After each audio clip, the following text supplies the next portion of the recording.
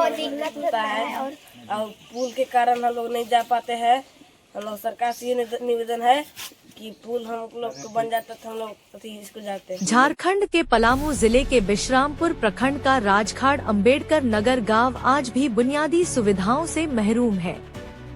सैकड़ों घरों वाला यह गांव धुरिया नदी से चारों तरफ घिरा है, लेकिन अफसोस अब तक यहाँ पुल नहीं बना।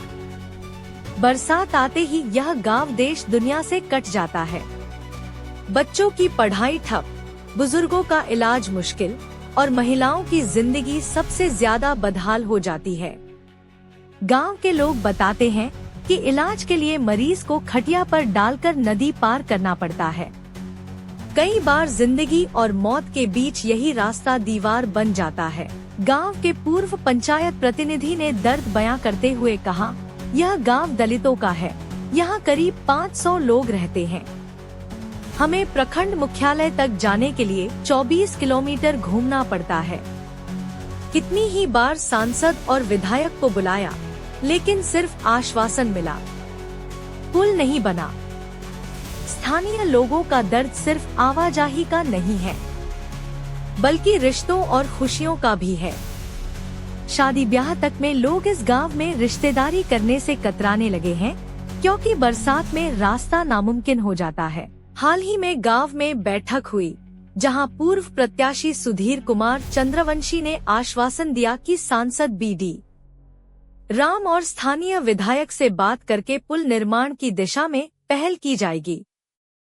गांव वाले कहते हैं, यह सिर्फ पुल का सवाल नहीं है, यह उनके बच्चों के भविष्य का सवाल है।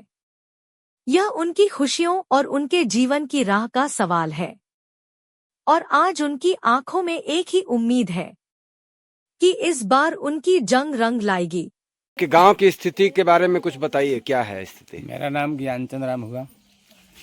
मैं विगत 2011 से 22 तक बिश्रामपुर प्रखंड के घासीडक पंचायत का मैं जनप्रतिनिधि रहा। यहाँ तक कि मैं बिश्रामपुर प्रखंड के उप प्रमुख सह प्रभारी प्रमुख भी रह चुके हैं। मैं बार बार अपने जीवन काल में सांसद और विधायक को इस धुरिया नदी के तट पर बुलवाया गया, लाए हैं, आग्रह किए हैं कि यह गांव जो है दलित का गांव है। यहाँ 500 जनसंख्या की यह गांव है। धुरिया नदी इस गांव को 3 तरफ से घेरे हुए है। बिश्रामपुर प्रखंड में यह गांव बसा हुआ है। बिश्रामपुर प्रखंड मुख्यालय जाने में यहाँ से 24 किलोमीटर रास्ता तय करके पांडु प्रखंड होते हुए जाना पड़ता है। पुल नहीं होने के कारण बरसात के दिनों में या जाड़ा के दिनों में यहाँ के बच्चे बच्चियाँ, वृद्ध एवं कहीं से रिश्तेदार लोग आने से अस्कताते हैं, बहुत कठिनाई का सामना करना पड़ता है।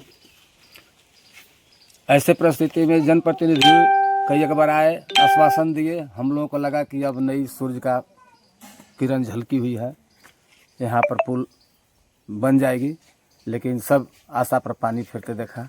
मैं निराश होकर के अभी फिलहाल इस वित्तीय वर्ष बरसात में, अभी आप लोग शायद देखे होंगे चैनल पर, एक इसी गांव का महिला अस्वस्थ थी जो खाटी पर टांग करके हम लोग नदी पार किए थे।